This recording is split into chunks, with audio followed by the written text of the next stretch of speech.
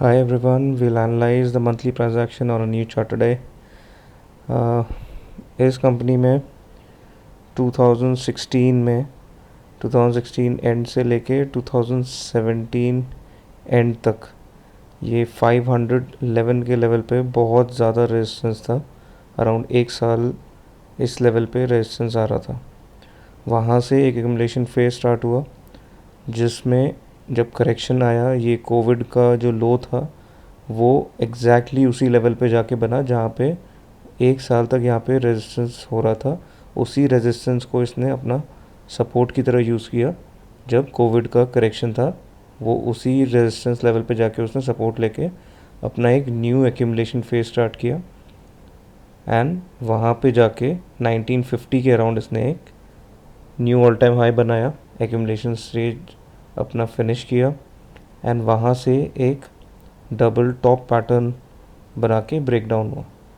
And ये all time high बनाते time इसने ये जो लेवल है अराउंड 1670 के अराउंड यहाँ पे काफ़ी टाइम सपोर्ट लिया। मतलब सितंबर 2021 से लेके मार्च 2022 में एक भी ऐसा मंथ नहीं था जहाँ पे इसके नीचे क्लोजिंग आई। मतलब ट्राई बहुत बार हुआ लेकिन ये लेवल ब्रीच नहीं हुआ। तो ये बहुत अच्छे सपोर्ट की तरह एक्ट कर रहा था जब ये स्टॉक अपना न्यू ऑल टाइम हाई बना रहा था।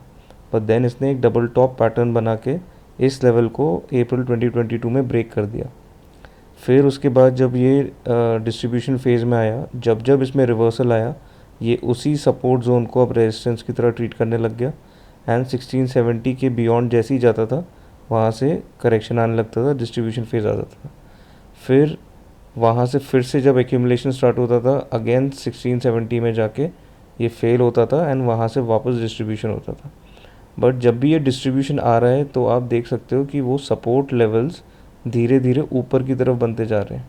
तो जहाँ पे पहली बार जब डिस्ट्रीब्यूशन आया था बड़ा, वहाँ से जो जहाँ पे फाइनली डिस्ट्रीब्यूशन रुका था एंड एक्यूमुलेशन स्टार्ट हुआ था, एंड उसके बाद जब दोबारा डिस्ट्रीब्यूशन आया तो वो लेवल्स ऊपर हैं प्रीवियस लेवल से।